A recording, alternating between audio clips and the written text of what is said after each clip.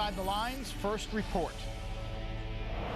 The city of Chicago and the United States of America will make the world proud. Maybe so, but Chicago was the first finalist eliminated today in the bid to host the 2016 Summer Olympics. What it means for the city, the country, and the president. I was impressed. I'm going to be honest. I was impressed with the referees. They did a good job. They called a fair game on both sides. They were great. One preseason game is in the books. With the NBA and its referees nowhere near a labor deal, we examine whether who is reffing really matters. LeGarrette Blount nailing Byron House right on the chin. The University of Oregon is considering reinstating LeGarrette Blount. When is it time to forgive, and when is it time for a hardline approach?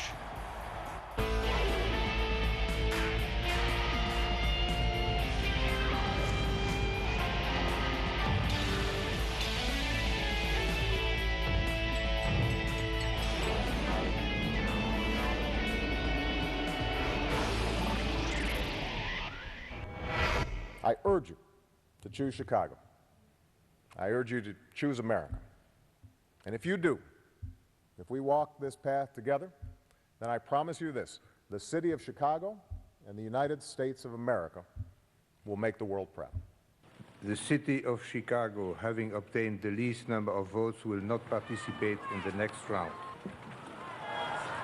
Chicago, a city solidly divided on whether or not it even wanted the Olympics, gets rejected out of the gate in Denmark. This despite the First Lady spending the past few days in Copenhagen trying to persuade the International Olympic Committee to pick the Windy City, where she and the president lived before moving to the White House. Rio de Janeiro, the beautiful beach city in southeastern Brazil, will host the 2016 Games just 2 years after it hosts the 2014 World Cup. In the end, last-minute bids from luminaries seemed less important than the finalists' presentations themselves. Each city, Rio, Chicago, Tokyo, and Madrid, did bring a bigwig to Copenhagen for a final push. But if there was an overriding factor, perhaps it was not politics and star power, but geography and history. The fact that no city in South America had ever hosted an Olympiad until now. We now welcome in two of the best-known sports journalists in America, both from Chicago, ESPN's own Michael Wilbon and Jim Litke, the national sports columnist for the Associated Press. Michael, we'll start with you. What do you think it means that Chicago was not just eliminated, but the first city eliminated? Well, first, I mean, it's a devastating blow for Chicago and Chicagoans. And I think the one thing, as you move forward, as the city moves forward and its residents do, Chicago has had a lot of practice being depressed about sporting and athletic results in its history. I mean, look no further than the Cubs and 100 years plus without winning a World Series, the White Sox at one point, 80 plus years, the Blackhawks, all the sports teams have had this. So Chicago is probably as well equipped as any city to deal with athletic disappointment. I don't know that it speaks to any political agenda as much as it speaks to what the piece referred to earlier. South America has never had the Olympics, and at the end of the day, I think that carried the day. And Jim, what do you think it means that Chicago was first out? Well, I think, you know, I don't want to contradict Mike, but I think there was a little political naivete. I mean, the one thing I saw in our last report that sort of surprised me was a quote from an Australian IOC member, Kevin Gasper, who called the vote for Tokyo, which was basically a block vote by Asia, a stupid block vote. And I think people were not prepared for that sort of dealing, or at least it doesn't appear they're prepared for that sort of dealing. There may or may not have been a strong anti-American sentiment, but it's pretty clear Rio didn't even win the first round, so it seems to me there was some concerted effort to probably carve Chicago out of the bid fairly early. Michael, what do you think about if that was the case? Just for say, if that was the case, then there was still an agenda to get the Olympics to Rio on someone's behalf, and I'm not saying that's a bad thing. Again, considering South America's never had the Olympics, but clearly there was an agenda there, no matter how we got the end result. Jim, what do you think? Although that's exactly the point. I mean, the win by Rio is no surprise at all. And frankly, I mean, I wrote this yesterday in June at a meet and greet with the IOC. Carlos Nusman, who's the IOC member and a longtime Olympic insider, did a wonderful presentation. He brought Brazil's central banker to make a point that their wallet was emerging as well as the metropolitan area in Rio. And then he closed it by bringing out a map, and the map had a pin for the site of every single summer and winter games. There was not a single pin in either Africa or South America. That spoke volumes. The only question was whether that sentiment would carry all the way through.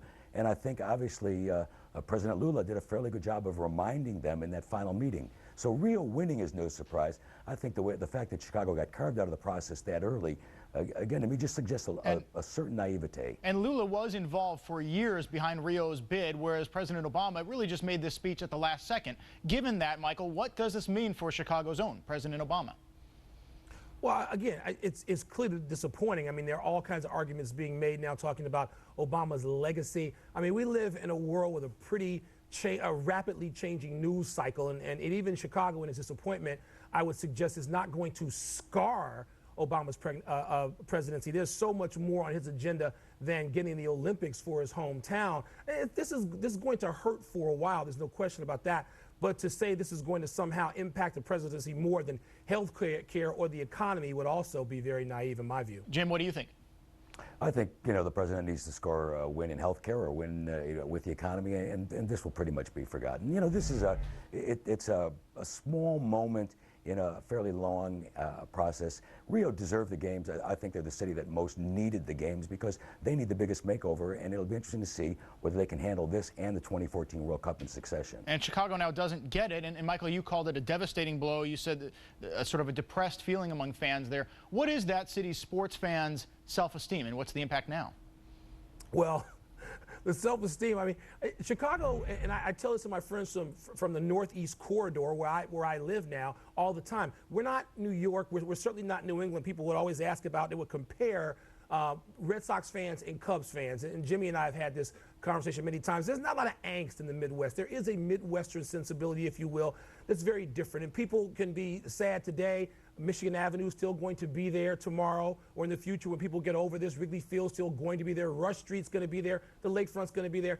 People in Chicago, if they were going to get so down and just feel battered about this, given the team's lack of success locally, this would have happened a long time ago. As Jimmy said, it's a long process. I think this will hurt for a while and maybe hurt longer than most losses.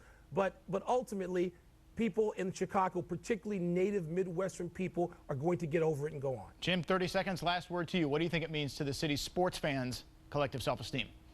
We get clobbered here every winter in a way that sports losses don't necessarily shake you up at all. And I think once we get back around to spring and the sun is shining and it's a warm day and the Cubs are playing, people will have pretty much put this behind them. They've put 100 years of futility with that ball club behind them. This is going to be a pretty short mourning period.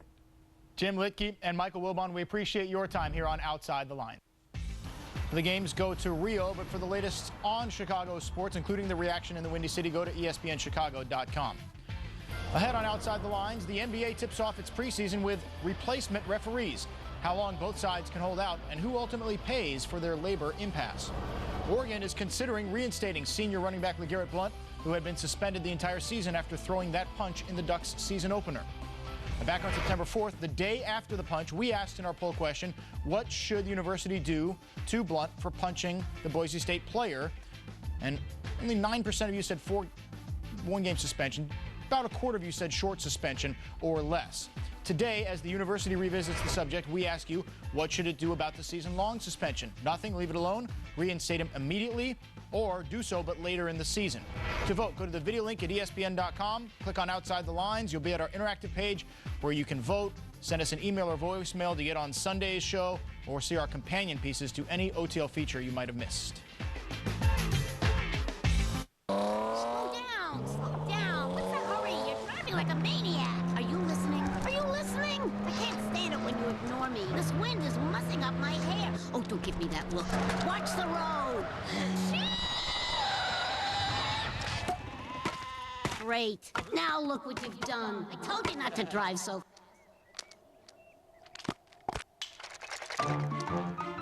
For drivers who want to get the most out of their cars, it's Bridgestone or nothing. When I think of value, I think of something that's going to last. Something that's priced right. I think of Wrangler. Always have. For unbeatable comfort and value, you can count on Wrangler 5-star premium denim jeans. Built comfortable with a relaxed fit. Priced right for a great value. You can pay more, but you won't get more. Wrangler, real, comfortable jeans. Score delivery pizza. Ouch! Minus the delivery price. For fresh delivery taste without the delivery price, it's DiGiorno. Are you one of the millions of people struggling to learn a new language? Well, thanks to our breakthrough software called Rosetta Stone, learning a new language is now incredibly easy and a whole lot faster. I've probably learned more in the first 2 weeks than I have in months of taking formal classes. Rosetta Stone is so fast and effective, it's used by the U.S. State Department, NASA, the U.S. Army, and Fortune 500 companies, and is the world's leading language learning software. It's almost like having your own person there teaching you, your own private tutor who is just very relaxed in your home with you, sitting there teaching you the language. Rosetta Stone is the fastest way to learn a new language. And to prove it, we'll send you our amazing demo CD, absolutely free when you call. This really is a great program. I believe that you can learn any language with this program. So call now or visit our website and see for yourself why Rosetta Stone is the fastest way to learn a new language, guaranteed. Struggling with credit card debt? Are you worried about making your monthly payments? The Financial Future Network will refer you to a debt settlement consultant. Feel the freedom of debt-free living. The phone call is free and there's no obligation. I'll be honest with you, that whole Brett Favre thing was really hard to keep track of. So we had to come up with a system. You're sure? All right. He's coming back. He's coming back. He's coming back. He's coming back. He's coming back. So is it 1 if retired, 2 if unretired? I think it's the other way around. That makes sense. Hey, it's Kirk Herbstreit here. Coming up next on College Football Live, another huge weekend of college football action. We'll break down all the games, including Oklahoma, Miami, Cal, and USC. Plus, we'll explore the LeGarrette Blount situation. All that coming up next on College Football Live.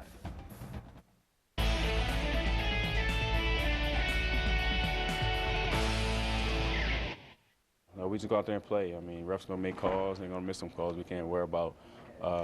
We can't worry about the refs. They're going to get the best officials out there and very capable guys that have been in their development program and everything else, and I expect that they'll do a good job. As is their goal, the referees went basically unnoticed last night in the NBA's first preseason game, a 103-87 win by the Jazz over the Nuggets.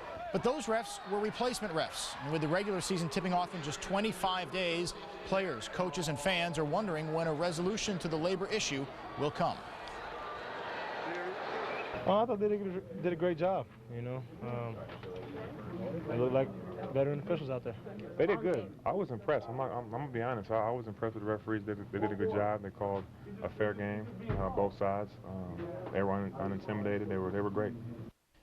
The league's officials are stuck on the sideline, locked out after rejecting the NBA's latest labor proposal. Reportedly, their biggest gripe is with the league's desire to phase out severance packages. For its part, the NBA says on Friday it, quote, reached an agreement in principle with the union's negotiators. But according to our ESPN.com's Chris Sheridan, the referees themselves rejected that agreement by about a 3-1 vote, and no further talks are planned. We are joined now by Joel Litvin, the president of league and basketball operations for the NBA. Joel, what do you think the average fan out there thinks about this labor dispute? Well, I don't think fans much care about labor disputes. So I think they're going to watch the best basketball in the world, and that's it. The referees on the floor right now, we have a lot of confidence in them, and we're moving on. If the fans don't care, why would the league bring back any of the other refs?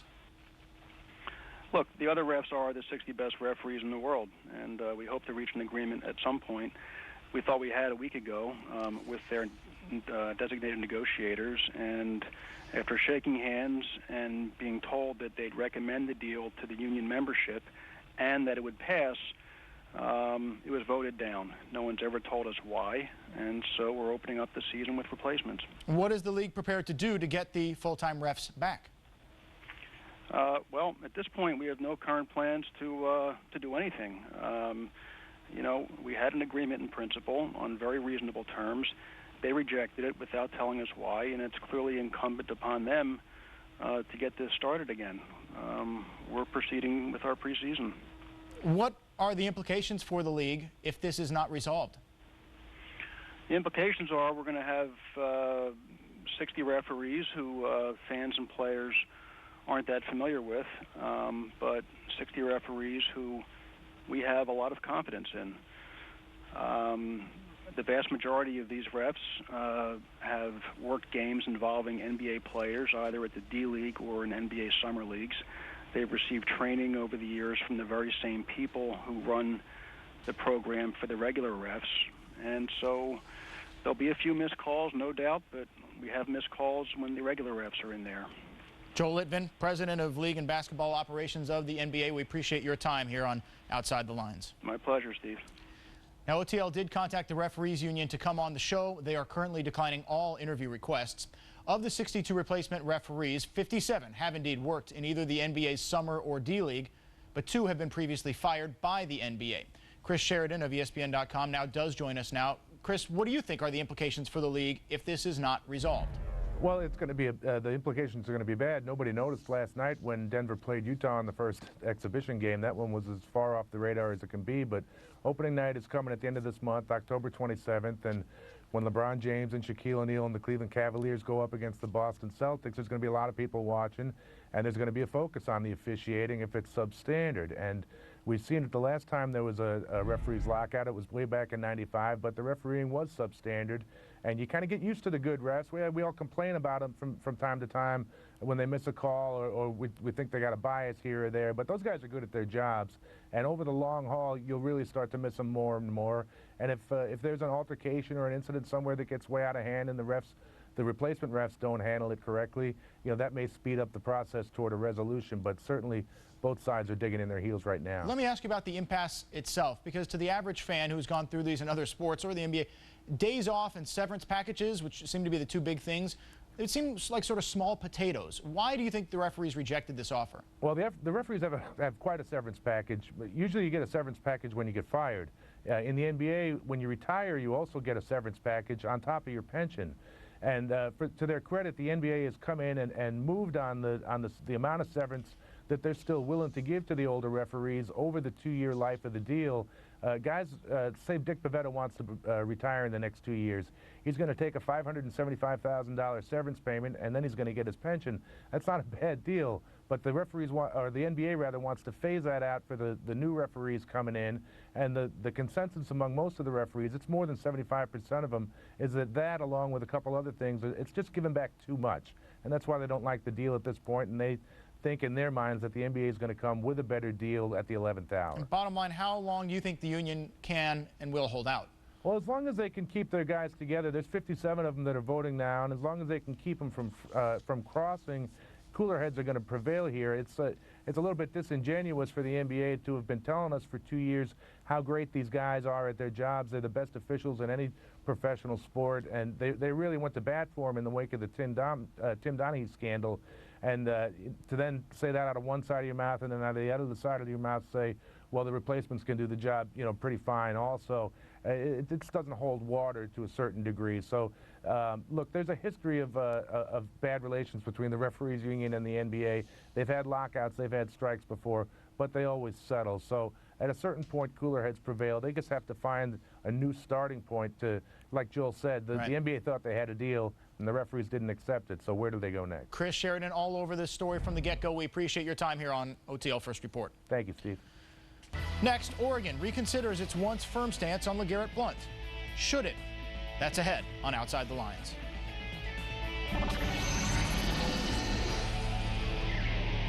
This week on Countdown, what it's like for a player to go from friend to foe. There was a part of me that wanted to say, you should have kept me here. And for a franchise to go from bad to worse. Sunday NFL Countdown, 11 a.m. on ESPN. Score delivery pizza. Ouch! Minus the delivery price. For fresh delivery taste without the delivery price, it's DiGiorno. Boss by 30 with the fancy chair. But he's learned more with these guys in this chair than he has anywhere. For every king, a throne. For every king, a crown. Crown Royal. Please drink responsibly. Oh, hi! Welcome to Progressive.com. Are you all right? A ferocious white whale wrecked my boat. Well, I'm sure we can help you, Captain Ahab. Well, it looks like you haven't had a claim in over 4 years, so you don't have to pay a deductible. That means you saved $500. $500? I could get an electronic fish finder. That's the spirit. Saving you money on boat insurance. Now that's Progressive. Call or click today. If you have credit card debt, please listen. A program has been introduced that could reduce your debt, decrease the amount you owe, and allow you to make only one low payment each month. You may qualify for an assistance program that can have you debt-free without filing bankruptcy or going through credit counseling. It's confidential and just takes a few minutes to see if you qualify. Call for a free consultation. Get relief and become debt-free. Call 1-800-605-3228. That's 1-800-605-3228. So who do you like for a night's game?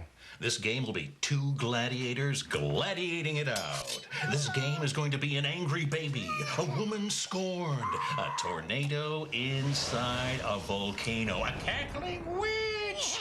Stuck in a bad relationship with sports radio? Switch to ESPN Radio for the best sports on the dial. You know, with the addition of a closer, I think it can really strengthen their bullpen. Amazing. It's a new shirt. Comcast and BreastCancer.org present the Pink Ribbon Campaign. Encouraging stories. Your initial reaction is, am I going to beat this? New information. Picking the right foods can make a huge difference. Inspiring entertainment. I have breast cancer. What? From Lifetime, Discovery Health, HBO, Showtime, and more. Just select Life and Home from the on-demand main menu, then Pink Ribbon Campaign. The Pink Ribbon Campaign, finding the strength you need. If you're blue and you don't know where to go to, why don't you go Young Frankenstein, the classic Mel Brooks movie, is now a classic Mel Brooks musical. Put the candle back. Walk this way. Young Frankenstein, directed by Susan Stroman. It's alive! Coming to the Bushnell for 8 performances only. ABC's Saturday Night Football pits number 4 Oklahoma at number 17 Miami. Some of you will see number 7 USC at number 24 Cal. Saturday Night Football on ABC, 8 Eastern, 5 Pacific. And also in the Pac-10, Oregon 3-0 since its season-opening loss to Boise State and the post-game punch that landed LeGarrette Blount a season-long suspension. But within the past hour, Ducks coach Chip Kelly announced there is, quote, potential opportunity for his star senior running back to get back on the field before the season ends. Now, back on September 4th, the day after the punch, we asked in our poll question, what should Oregon do? 62% of you said some form of suspension, 4% said nothing at all, and about a third said he should be kicked off the team altogether. Today, we've been asking you, what should the school do about the season-long suspension? Now, 45% of you, the plurality, say nothing. He should still sit out the entire year, but overall, 55% of you say he should be reinstated. Here's how the coach explained his decision about an hour ago in Eugene. I am not reinstating LeGarrette Blount right now, and make sure everybody understands that. What we put in place is a plan that he will have the opportunity, and that date won't be at least until the Stanford game, that he could come back and play at this school. And the ladders in the plan that's in place is going to be kind of difficult. And now, again, LeGarrette will fall under a microscope because everything he does will be judged. Now, that Stanford game is November 7th, which would mean if Blount is back, he would have served a 2-month suspension, missing 7 games, including the matchup with USC on Halloween. With 3 wins since the incident, 2 over ranked teams, the Ducks are up to 16th in the national rankings. They host Washington State tomorrow night. We now welcome in John Canzano, the columnist at the Oregonian, who immediately called for Blount's dismissal from the team when the punch happened, and Dave Zirin, the sports editor of The Nation magazine, who called that stance, quote, sanctimonious. John, let me start with you. Where do you stand on what Kelly did today? Well, I think Kelly got it right the first time around when he suspended him. To me, this feels like a coach who says, hey, we got a chance to win. USC isn't that good. I appreciate that he says this is about LeGarrette Blount, the person, but, you know, LeGarrette Blount had prior issues. This isn't just about a punch. This is a guy who was thrown out of practice. This is a guy who was suspended in the offseason. This is a guy who had a community college infraction, and it was an embarrassment for the university. I think he got it right the first time. I think he's getting huge internal pressure from boosters, and he wants to do the right thing. I know we love second chances in this country and third chances and fourth chances, but to me, I didn't like at all what he did today. I thought he undermined his own credibility within the program. Dave, what do you think about what the coach did today? I thought it was the right move. I thought it was a courageous move. I hope he follows through on it. The problem here is that the punishment just doesn't fit the crime. A punch was thrown. It was the wrong thing to do. LeGarrette Blount should have been suspended, absolutely. But as a senior, you effectively remove him from the team for the rest of the season. And as Todd McShay said, he immediately goes from a second-round draft pick to being off the draft boards altogether. So you have seriously damaged this young man's future because of one regrettable decision. And I have to correct you about one thing, Steve. What John Canzano wrote was not that he just said he should be kicked off the team. He wrote that LeGarrette Blount should be arrested. And I frankly thought that that was one of the more incredibly irresponsible things I have seen a sports columnist write in quite some time. The idea that a young man should be behind bars for something he does in uniform on a field. Yes, a regrettable moment, but a terrible thing to put in a major newspaper. John, your response? Yeah, so walking around a football field after a game because you have a uniform on and you're carrying a helmet, let's let him go up in the stands and start punching people and say, hey, he's just a football player. The stands are different. We got two citizens of this country who are on the field. LeGarrette Blount threw a punch, and let's not make any mistake. Don't just call it a punch, Dave. You're being an apologist here. It wasn't just a punch. The aftermath afterward, him embarrassing himself, embarrassing the university, dragging law enforcement out of the stadium, being security guards pulling him, attempting to go into the stands. Give me a break, Dave. I mean, you can make this about a punch if you want to, but this was more than a punch, and this is a guy who had issues prior to this. I'd like very much for this to be a civil discussion. I apologize for interrupting. First of all, he was hit and taunted by Boise fans. Second of all, he was slapped on the shoulder and taunted by Byron Hout. We still don't know how LeGarrette was taunted both during the game and afterwards. He's actually taking the high road and not going where he could go with this. And I will say this, I'm not saying that, John, I'm not saying you were doing this on purpose, but to say that you weren't feeding the beast of racism that exists in this country by saying that iron bracelets shouldn't go around his wrists and that he shouldn't go behind bars is very naive. I would like to invite you to go to the ESPN comment board about the article that's on there today about LeGarrette Blount and see some of the repellent things that people have posted to ESPN's site, and you'll see that we gain nothing by throwing gasoline on the fire of what a 22-year-old kid does in his worst moment. John? Hey, look, I've covered Bob Knight as a beat reporter. I've covered Jerry Tarkanian. I've been everywhere in between.